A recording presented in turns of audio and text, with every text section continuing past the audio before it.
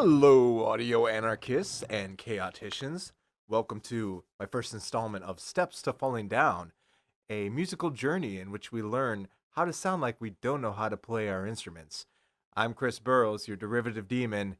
Follow me on this musical tangent to mathematical hell. Polyrhythms are some of the most jarring things to hear musically, but in order to play them comfortably, we're going to have to think of them pretty simply. Now, a polyrhythm occurs when two voices or limbs play in two different meters or tempos. This exercise is about 6 of them, so let's check it out. Now, I've split up these rhythms in a couple of different ways. It first starts off with both of your hands together and also listed as your hands separately, and then finally a drum set part. If you're new to this stuff, I suggest you start with your hands first, as that will be the easiest way to transition and count these polyrhythms. You'll also notice that some of these have a lot in common with each other, specifically the against fours. So you have 3 against 4, 5 against 4, 7 against 4, 9 against 4, 11 against 4, 13 against 4, 15, etc. Hopefully you know how to count 16th notes as 1 E and a 2 E and a 3 E and a 4 E and a 1. So starting with that knowledge, we're going to try 3 against 4. The first thing we're going to do is count this in 3/4 time. So we count 1 to 3 and then back to 1. And now we're going to split it up using 3 16th notes. So we're going to hit the 1, the and of 2, and the E of 3. Our hands are the polyrhythm, the 3s, and our foot is the pulse, the 4s. So it's going to go like this. 1 E and a 2 E and a 3 E and a 1. Again. 1 E and a 2 E and a 3 E and a 1.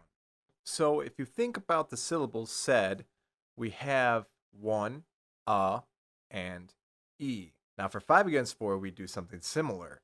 We say 1, E of 2, and of 3, of 4, and then finally back to the 1. We're also going to say 1 E and a 2 E and a 3 E and a 4 E and a 5 E and a before we go back. So here we go.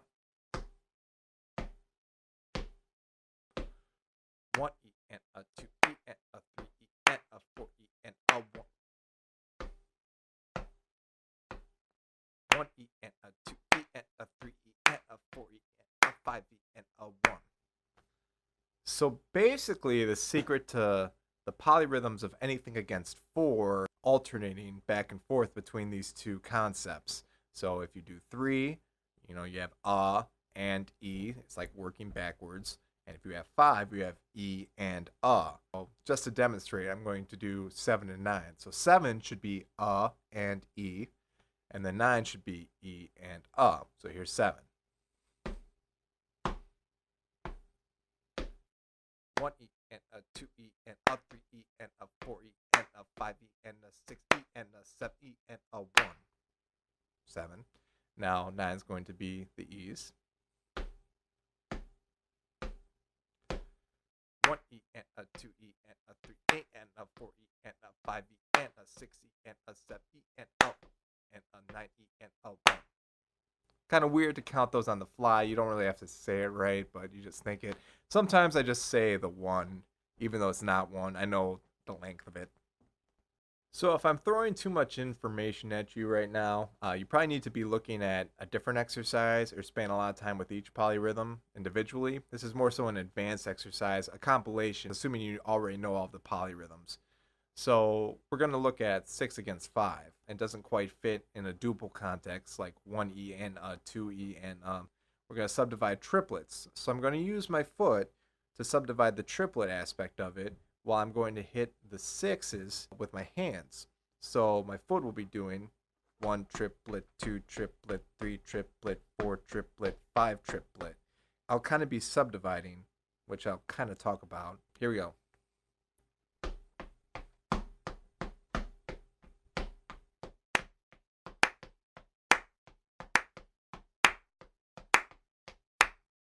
The next part we're going to work on is actually taking my foot subdivision out, and I'm going to be singing it in Drumanese instead. So in order to do that, I'm going to sing some subdivisions so I know where the inner beats lay, because I kind of put these 16th notes in between that pulse, and it can be kind of like frustrating to count that. So in druminese, it would sound like this: dot dot ticka dot dot dot dot ticka dot dot dot dot ticka dot dot dot. And now I'm going to add the hands to it. Dot dot ticka dot dot dot dot ticka dot dot dot ticka dot dot dot. The next section on our list is 3 against 2. You can think about it, something you could disrupt Christmas carolers with, but it also helps to sing it that way as well. So we have bum ba ba bum bum ba ba bum bum ba ba bum bum ba ba bum bum ba bum bum ba bum bum ba ba bum bum ba bum. Lastly is my most favorite section. It is the 5 against 2 section. I love fivelets. They are my favorite 5-note groupings. I don't know why, man. They just make me feel alive, like 5 Alive, which is also an awesome beverage. Anyway, so subdividing 5 against 2. We're going to use our hands for the 5 and the 2 for the pulse. So first off, we're going to start it not thinking about our hands as actual 5lets, but their foot going between the 3rd and 4th note of a grouping of 5. So just to say, it would sound like this: 1, 2, 3, and 4, 5. 1, 2, 3, and 4, 5. 1.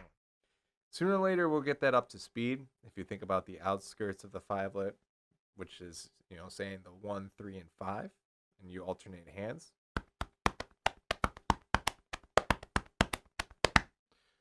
So if you work on doing that, eventually, when you count in, you can jam it together and make some sense of it.